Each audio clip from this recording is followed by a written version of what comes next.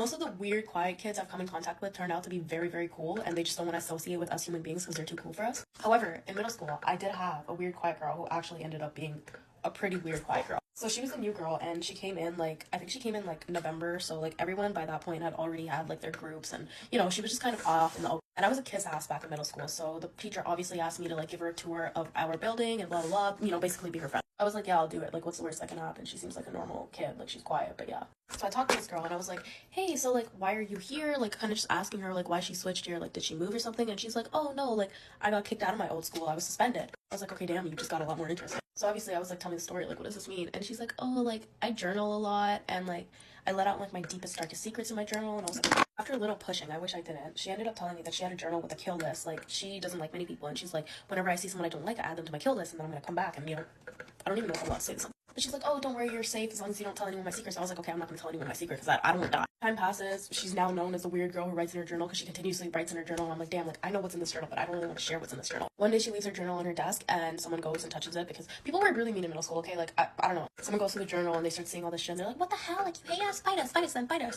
She was mute. She was quiet and she called her mom and she left that. The next day, the kill list was in her Instagram bio and everyone in school was talking about it. They're like, oh, like, what is she gonna do? Like, she's like a quiet, weird kid. Like, she's not gonna do anything about it, blah, blah, blah.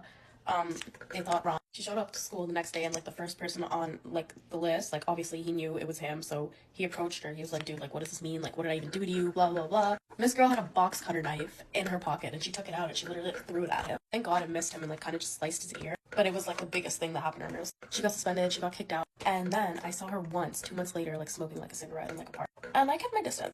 But I heard she went to court, like they took her to court, they pressed charges, so I don't even know what happened with that whole situation. But yeah, that was my little story time.